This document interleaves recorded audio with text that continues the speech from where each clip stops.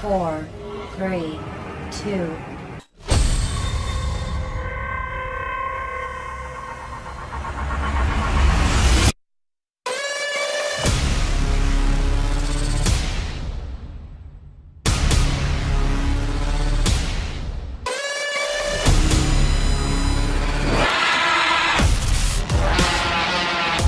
Hey YouTube, I know it has been a while since I've made a video, but I recently just watched this movie, I'd say not too long ago. It's a Thanksgiving horror movie, there's not many of them, and I had to do a review on it. I remember seeing it when I was like 13 years old, and then I saw this ad on YouTube, actually, by Arrow Films, that they were releasing it on Blu-ray, and that was like way back in December 2015. And I didn't remember this movie at all. Again, it's just a random video I came across, and when I saw it, I was just kind of like, it's one of those moments where you're like, oh shit, fuck, I remember that. Like, I saw that forever ago. And I think when I saw it, it was going by the name of I know it says Blood Rage, but I believe it was Nightmare at Shadow Woods when I was like 13, and I had saw it on television, and it was heavily edited. It didn't have the same amount of violence it does in the version that I just recently watched. But again, as a 13-year-old, that I was like, damn, when I first watched it. This movie was directed by John Grizzly, and it was made in 1987, which was the year I was born. Again, why I saw it when I was like 13 on TV. It was also released on, I believe it was video as Blood Rage, but I didn't get to see that video. My dad never rented it, and I never got to see like that version of the film. But basically, this movie was so fun. It was like the first slasher I had seen that was based around the Thanksgiving holiday. Listen, dig in, everybody. Dig in. Thanksgiving is not the main theme for this movie, but it's just there. It takes place during Thanksgiving. But basically, the movie's about these twins named Terry and Todd, and they're at the drive-in movie theater with their parents, and they're both sleeping in the back of this station wagon. Their parents start to make out, and the dad's being a little bit forceful. The mom doesn't want to because the kids are in the car, and he looks back and says, you know, oh, they're asleep. It's fine. What is it? Look, they've been asleep for half an hour now. Don't worry about it. So, you know, they start to make out, and the two brothers take advantage of the fact that their parents are distracted. And Mom said it again. Let's get out of here.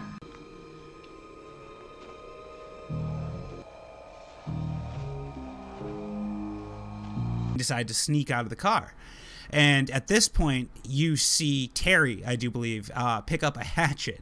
And it's like this very ominous thing. You're kind of like, oh no, shit's gonna go down.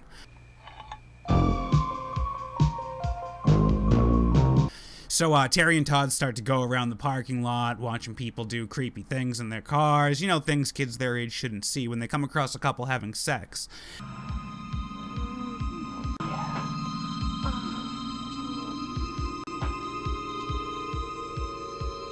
Get out of here, creep! And Terry decides it would be a great idea to just start smashing a hatchet into the man's fucking face. And when everybody's attention goes on them because of this naked woman running away out of the car after watching her boyfriend getting slaughtered, Terry wipes blood on Todd's face and hands him the hatchet, then framing him for the murders. So Todd goes away to this mental asylum, and it's like many years later now at this point in the film. And I remember that like every year the mother brings Todd a piece of pumpkin pie. What's your favorite? Pumpkin pie. For Thanksgiving. And she brings him his pumpkin pie, and he's pissed off, still talking about how he didn't do the murders. And his psychiatrist even acknowledges the fact that she believes that he didn't do the murders either. They're just having trouble proving that he didn't do these things. And, you know, fucking Todd freaks out, gets pissed. I considered the setback relatively minor because Todd remained focused on establishing his innocence and getting on with a normal life. Get me out of here! I never killed anybody! He's unhappy about being in the mental asylum. The film then cuts to the entire family hanging out at the Thanksgiving meal, and there's Terry there. And Terry gives off this very creepy vibe. And at the meal, the mother announces, I do believe that her and a man are going to be together. I can't remember what his name is. Again, I only briefly, like, just recently watched. This is fresh off the top of my head. She announces that I do believe that they're getting married, or something about, like, their relationship becoming more serious. And you can tell Terry's approach to him, or his mother, at this point in the film is just, like, so creepy and subtly angry that, like, I loved it. Like, I love the way the acting was portrayed, at least by the killer's part in this movie. Congratulations. I'm happy for you both. I really am. Thanks. I guess the toast is in order. Oh, a toast. Here's to the new family. And, you know, so Todd breaks out of the mental asylum. Oh, excuse me. Excuse me. I'll be right back. That was the school that just called. They can't find Todd. What do you mean they can't find Todd? And the mother hears about this, and she tells everybody at the dinner, you know, like, Todd broke out of the mental asylum, and, you know, everybody's like, oh no, the crazed maniac Todd's out of the mental asylum. Looks like you're gonna get a chance to meet the rest of the family. My psychotic brother just escaped. Now, not knowing that Terry is the real crazed maniac. Now, the film, this is not a spoiler, does not hide, even in the least bit, that Terry is the killer. It's one of those movies, and I appreciate it for this fact, that the director kind of just lets you in on the little secret that they were trying to have on the movie, but the rest of the cast doesn't know, so it kind of makes you feel as if you're watching this, like, you know, you're watching it and you're like, oh no, shit, that's not Terry, it's Todd, or it's not Todd, it's Terry. And it gives you this kind of, like, fun sense of, like, I know what's going on, but you guys don't, as you watch this whole thing go down. And that's the other thing that's very different about this movie, I thought. I mean, other than the kills being really fun and original, and that's everything I look for in a slasher, to be perfectly honest, is I want to come out of that movie saying, fuck, that was fun to watch. And this certainly was fun to fucking watch. And that's based on the fact that it doesn't hide who the killer is, and this killer has such charisma. Like, he's a very funny guy in a lot of the scenes. Like, he comes up on these two people having sex at the pool, and his response to that is just, hey guys, stop that. You stop that.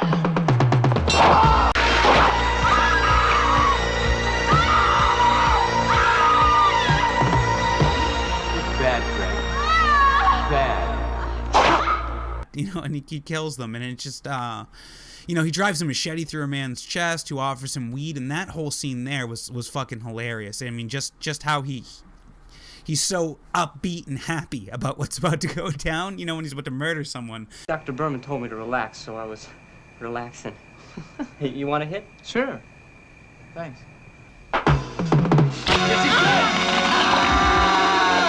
And, you know, walks away smoking a joint after killing this guy.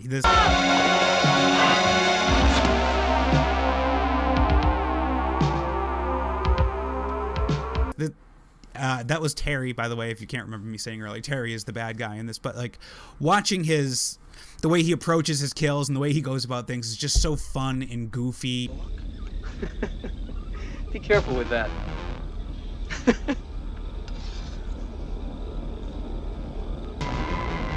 I see him. Where? Over there. Where is... And entertaining, and it's hard not to love him at the same time hate him for doing all these bad things.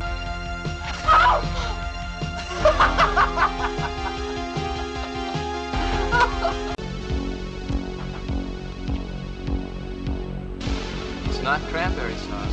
Meanwhile, Todd is skulking around the complex, you know, trying to get a hold of his mother.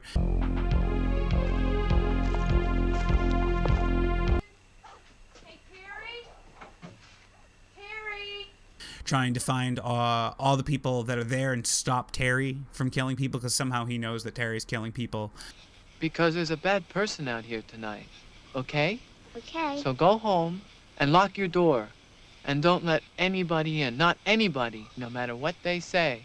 I do believe that's on the fact that he finds the body of the psychiatrist that believed him in the woods.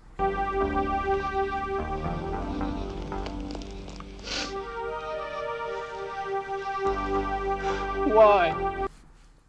And so Terry and Todd are now both at the complex, and Todd comes across Terry's girlfriend at one point, and she believes it's Todd, and she has this whole thing about like wanting to make love to him.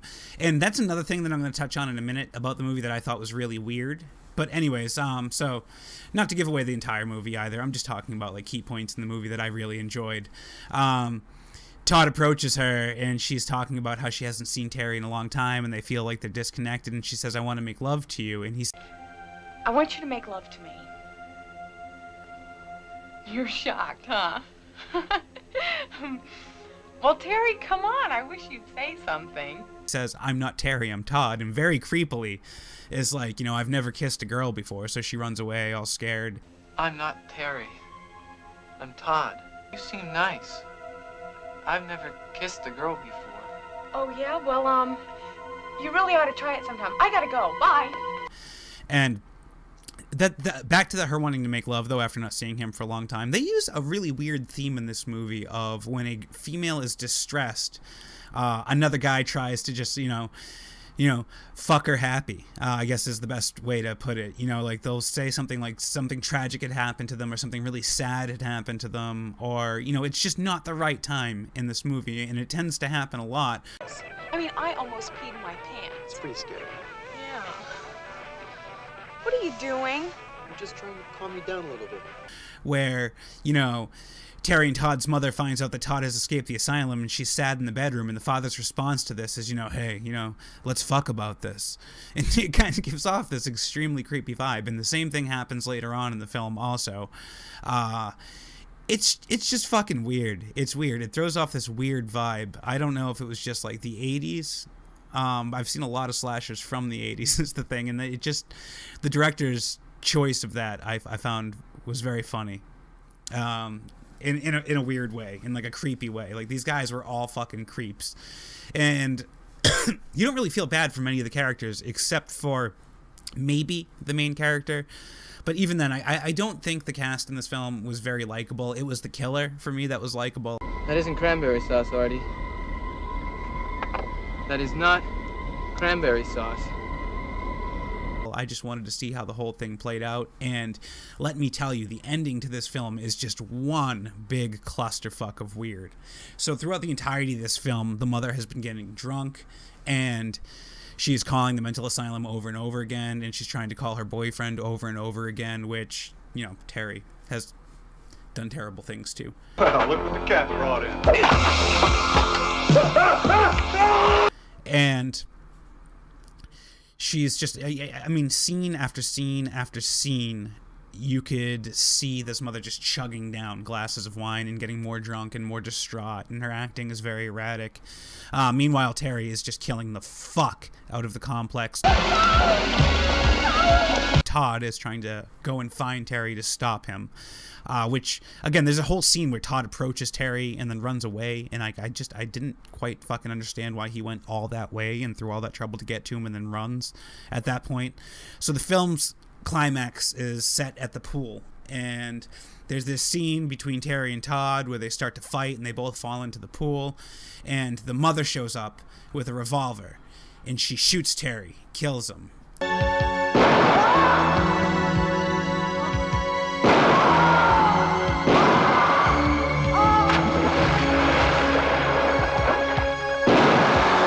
And Todd runs over to her and hugs her, and she's apologizing, saying, I'm so sorry to him. And again, I'm sorry for spoilers. I'll put spoilers in the title of this video. She's saying, I'm so sorry that, you know, I've treated you badly. Oh, my baby. Oh, my baby. And you think at this point she's talking to Todd, and then she's like, don't worry, my Terry, Todd's gone now. It's just us, Terry. And Todd tells her, you know, he's like, hey, I'm Todd. I'm Todd. I'm Todd. And at this point, this is where the film, like, takes a real big fucking turn. At this point, Todd starts slamming his head off the wall, screaming, I'm Todd, I'm Todd, I'm Todd. The mother, distraught and drunk, starts screaming, I'm Todd as well. I'm Todd.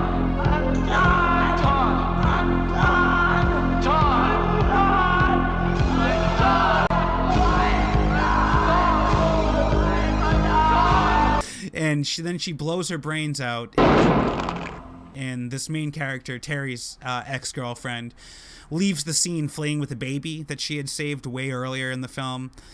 She kind of has this, well, fuck this is way too insane look on her face, and just leaves, like, I'm out.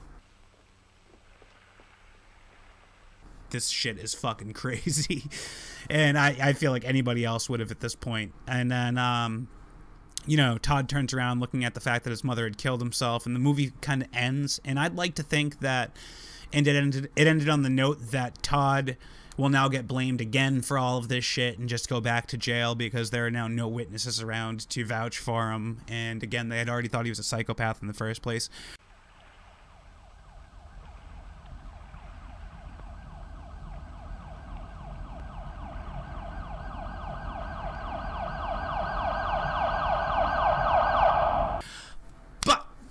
This movie was fucking awesome. Like, I know I just went through a lot of weird shit, and I probably struggled a bit to try to explain it, because it is a bizarre movie. But it is just some fucking amazing kills and awesome scenes in it that I hadn't seen in forever, and I had not seen uncut. So if you do not have the Blu-ray yet, or if you're watching this thinking about buying the Blu-ray, go buy the Blu-ray. It's got 3 different versions of the film on it. It has the cut version of the film, I believe. It has the uncut version of the film, and I can't remember what the third one is, to be perfectly honest. I'll have to go and watch it. It's a must-watch, and not even just for Thanksgiving, but just a good slasher in general. But if you're trying to get into the holiday mood and stay into the holiday mood, the way I do, because we love horror movies around here in my household, and nothing's better than getting ready for a holiday than watching some teenagers get chopped up.